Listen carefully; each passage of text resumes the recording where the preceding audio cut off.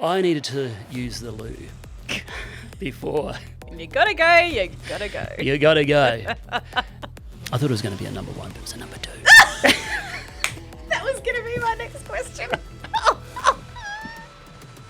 And I was on the loo and I heard the knock on the door and I'm like stuck on the loo. And did he say It was anything? awkward. It was awkward. Why are you running? Who are you? What's got to do with you? 4 months ago, all right? Until they clean up And their this time yard, there the comes- rats won't go We away. don't know it. Is this all hocus pocus? Can you say, abracadabra, here's your pay? I'm pretty fit, Abdullah. I can keep running. Go.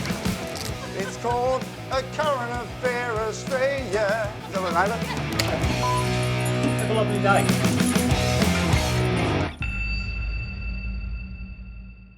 Well, hello there, I'm Steve Marshall. Hello, Steve Marshall. I'm Lizzie Pearl. Good to see you, Lizzie Pearl. Yeah, you too. Who are we?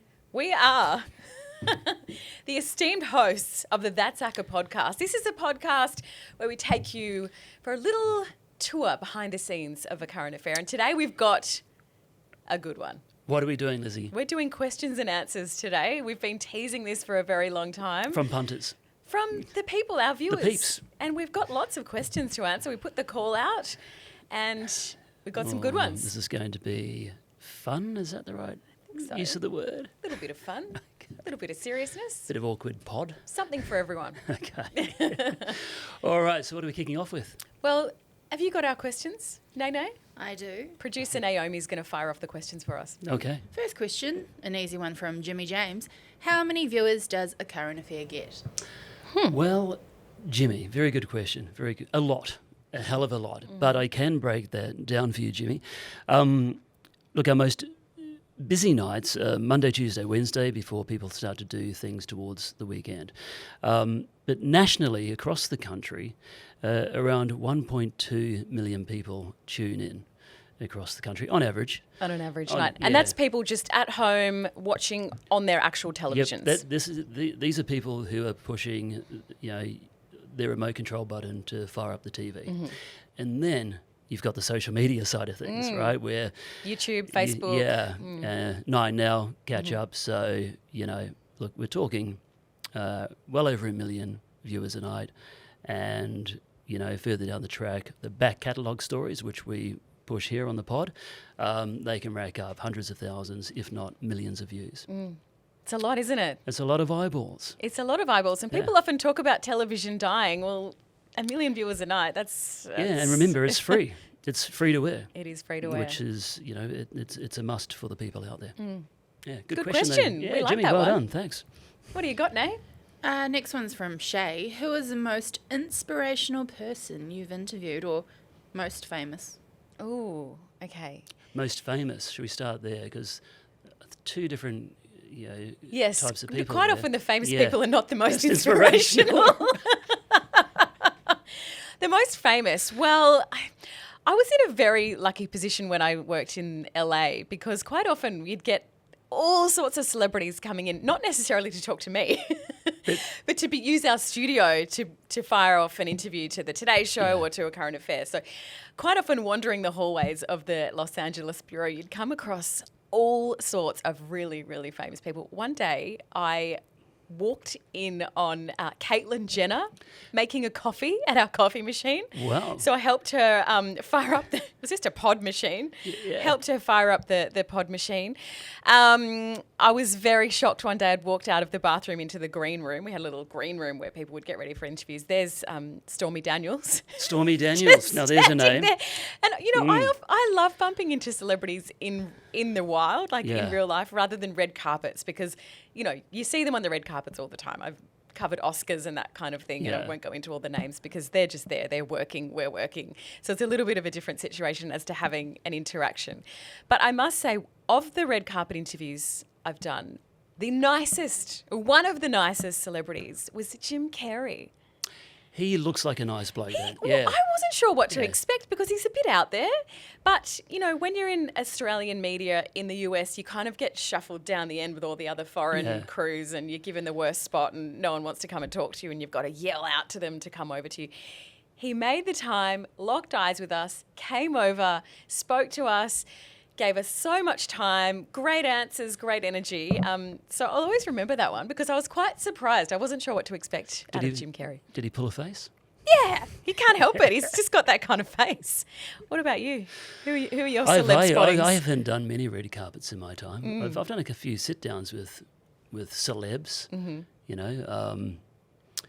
Oh, gosh. Rihanna? Oh, I yeah. guess, would it be? Yeah, It's up there. Yeah. Can you sing us a song of hers?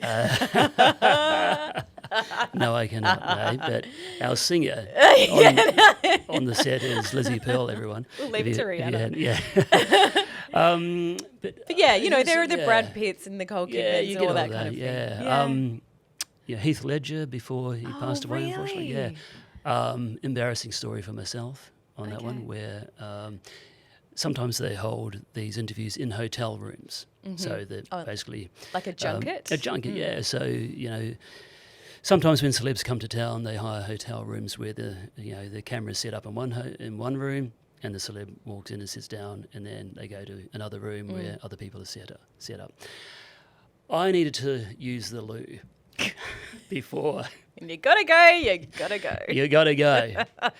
I know. And at that moment, Heath wasn't in the room.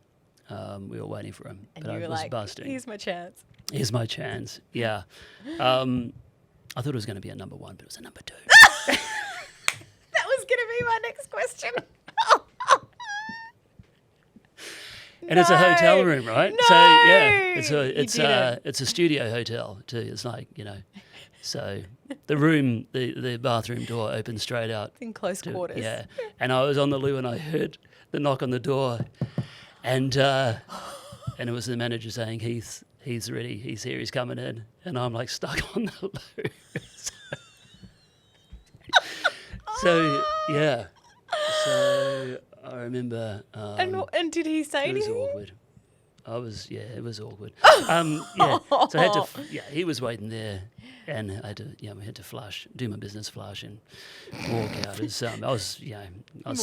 I was like mortified. I was sweating. I was like, And how did the interview go? Or you just couldn't. You probably couldn't. I think don't of, remember that part Yeah. of it.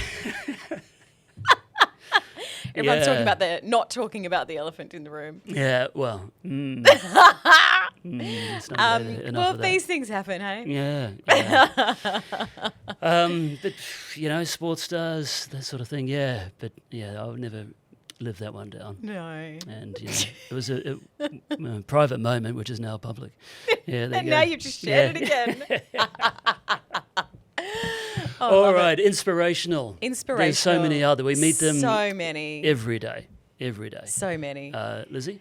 Yeah, I have a couple. Most recently was this beautiful woman by the name of Gemma, and she had the most horrendous form of cancer, and we were doing a story with her because in her sickness she was trying to help others, and they're the people that we need to shine a light on. She was trying to get a drug that she had to pay thousands and thousands of dollars for on the PBS so that the next poor person that was diagnosed with the same cancer as her wouldn't have that same financial stress. So she managed, her and her community and her family got together, raised a lot of money. We came on board, raised so much money so that this drug could be paid for her and other people as well. Sadly, Gemma passed away just a couple of weeks after we did the story, and I got to meet her beautiful family and sit down with her and talk to her, and she was just so positive, and she had this attitude, and I said, do you ever feel like, why me? And she was just like, no, not at all, I'm here to help people, and she had that beautiful attitude, and I will never forget her, and her legacy has been that drug did get put on the PBS. Wow, that's a great legacy. Yeah. I was able to go and tell her family that news. We decided not to do it on camera because I don't like doing stunts like that, playing with people's emotions. Yeah. But I told them in their family kitchen before we did the interview, and just the reaction on their face. And they popped the champagne. We all had a champagne at 11 o'clock in the morning and toasted Gemma. That's great. Because she was so selfless. In her dying days, she was trying to help other people, and I'll never forget Gemma, and Yeah. she's a real inspiration. It's to, look for the positives in your own life and Yeah. stop feeling so bloody sorry for yourself That's because right. you've got it pretty good. Yeah, and it puts into perspective dramas in your own life, doesn't Exactly, it? It's, yeah. It's not a big, No, it's not a big deal. she most was of the time. fighting the fight of her life Yeah. and still had this beautiful, Yeah. positive attitude, and we can all take a bit of inspiration from that. Yeah, yeah. What about you? Yeah, there's a doctor in Sydney called Dr. Daniel Noor, and he's only young, and he set up a charity called Streetside Medics, and this is delivering medical services to homeless people who don't get to go to hospitals, for many reasons. Stigma, for one, but he's brought the service to the homeless people, right? And I met Daniel about 5 years ago, and he was just starting out. He was inspired to do it by something he saw overseas as a trainee doctor, and he came back to Sydney and thought, I want to make more of a difference than just being a doctor, right? Which is really interesting. And he started off with one van which he converted to, it's like an old ambulance, but and it's got a few bells and whistles regarding medical services inside. And we went down to Woolloomooloo in central Sydney, and it was really impressive. He started with one van. There were people using the facility, getting treated, and he was saving lives. And we did a story on that, and people saw that story, and it relies on volunteers, so a lot more volunteers came in, but also sponsors, and that enabled Daniel to get another van, and then another van, and another van, and now they've taken it from Sydney, they've gone interstate to Melbourne, and it's growing exponentially. And he's just a young fella, Young Australian of the Year award. And I just went to a gala, a fundraising gala the other week actually, that he throws every few years, and Prime Minister Albanese turned up and said a few words, and so did a number of others, and he raised $1 million on the night. And this is incredible work. So he is an inspiration. Yeah. What an incredible guy. Yeah. Just starting from little things, big things grow. Yeah, exactly that. Yeah, and we can all do more for other people. That's the message. Okay, moving on. Wow. What do we got? Mitch here says, ever knocked on the wrong door mid-sting? Oh, knocked on the wrong door. Knocked on the wrong door. No, look, there are occasions where you have to knock on doors and to try and see if you can locate the person that you want to speak to. And you do knock on wrong doors, but nothing that's gone too dramatically wrong. No. But bounced the wrong person? Yeah. Or confronted the wrong person? COVID was an issue with face masks. Oh, yeah. Yeah. Look, I have bounced the wrong person outside of court. I mean, obviously it never makes it to air because, you do figure it out. But it is always a bit awkward. But court used to be this difficult spot where now, there's court lists online and you can quickly find out names and match them up with the person. But back in the day, 10, 15 years ago, it wasn't so easy. And we would go into a courtroom and you'd be in the right court, but you'd be looking around and there'd be 20 people charged with offences, all different kinds of offences. And sometimes if someone's charged with the same thing as the person that you're there for, you might get a little bit mixed up and bounce the wrong person out of court. Yeah. So I have done that. The guy was very confused, but and did sort of act like a guilty person because, you don't know how you're going to react when someone puts a camera in your face. Thankfully, he did stop me and he was just like, look, love, I don't know what you're talking about. I think you've got the wrong guy. And I'm like, are you Mr. XXX? And he's like, no, I'm not. And I was like, oh, I'm so sorry. Because, I just added a whole nother layer to that guy of stress to that guy's life. So, you can get it wrong, but it will not make it to air. Yeah, most of the time. We make mistakes, it will not make it. It will not make it to air. Most of the time, if you're in doubt, you still press on and you work it out later, before it goes to air. So, yes, there have been occasions of mistaken identity. But they don't get to air. And venturing into the wrong house, as, yes, I do recall doing that. Tell us more. A builder that people were unhappy with. He was needed to put questions to him, and I learned that he was doing a big reno in Sydney. And so I waited for him outside the house gate with the crew and approached him. And as soon as he saw us, he turned on his heel and went back up the garden path into the house. And look, it's a house that he was contracted to reno.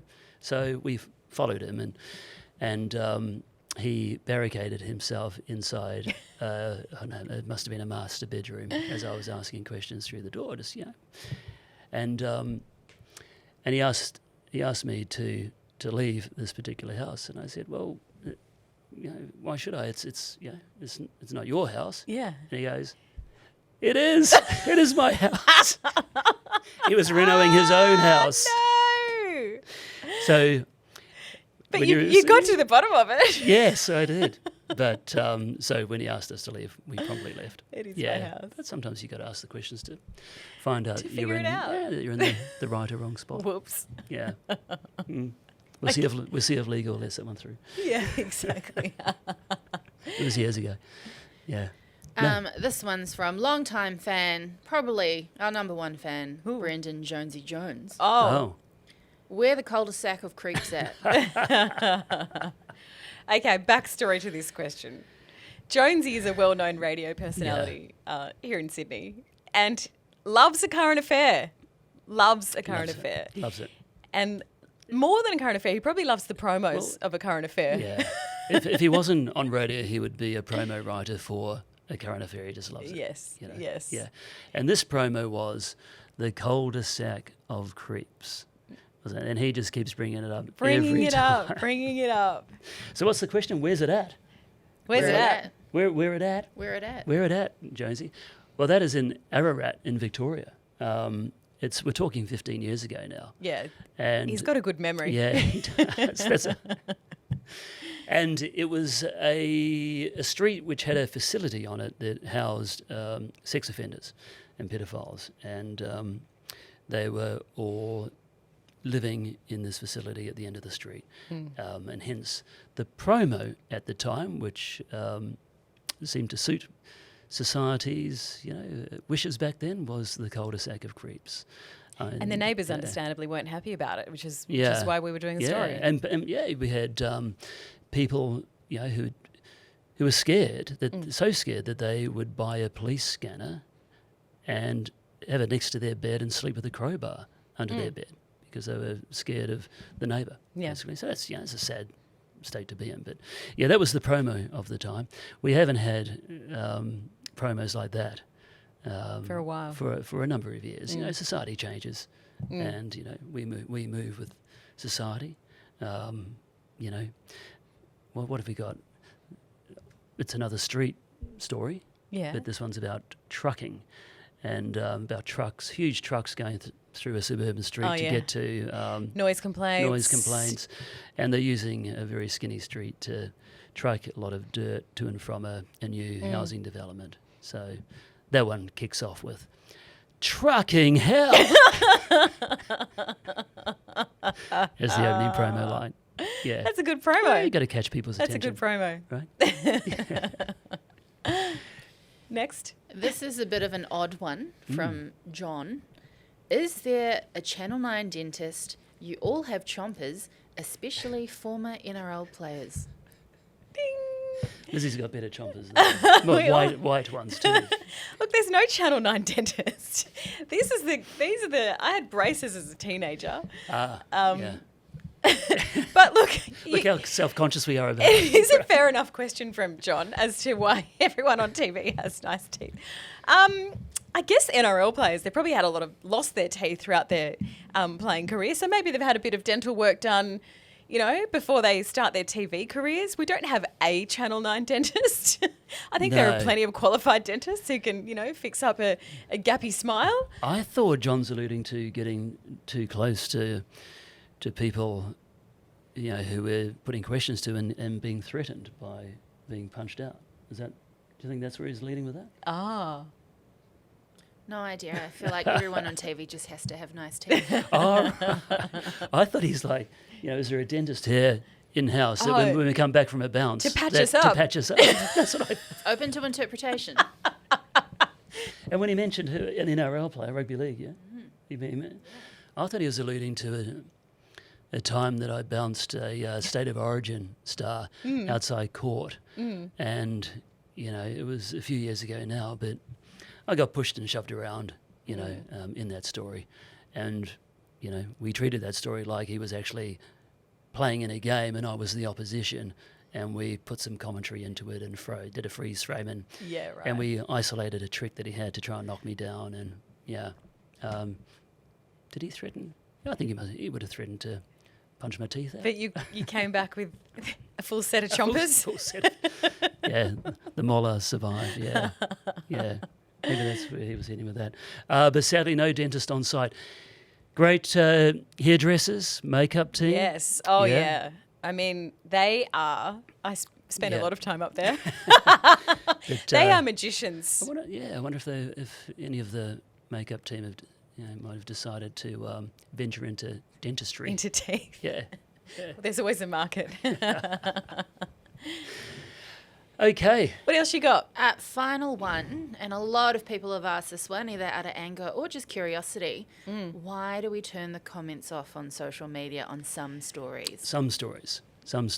Well, this falls into two categories. First of all, it's a matter of ethics. Second of all, it's a matter of legal decisions. So, look, unfortunately, the internet is great, but it can be bad. Can be a As we know. nasty Yeah, place. and it can be a nasty place, and it's an easy place to leave defamatory comments and hurtful comments. So let's tackle defamatory comments first.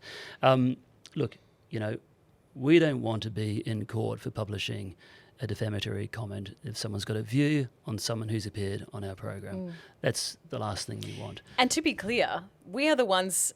Channel 9, A Current Affair, is liable for anything that's written on our Facebook page We are the publisher. by a non-employee. So Yeah. if someone just has a feeling about a story and wants to write something, if that's defamatory, we pay for it. Yeah. And you can always contact aca@9.com.au instead of putting it out there. And also, publicly. sometimes we're covering things that are before the courts. Yeah. And, that is just a minefield for legalities. And people who are at home who want to have their voices heard on matters that are before the court, it's actually legally we can't allow that either. Yeah. Yeah. So, there's a lot of contentious issues that we tackle on the program, and that's the reason why we decide to turn comments off on certain some stories. on some stories, and we can't have someone monitoring the site 24/7.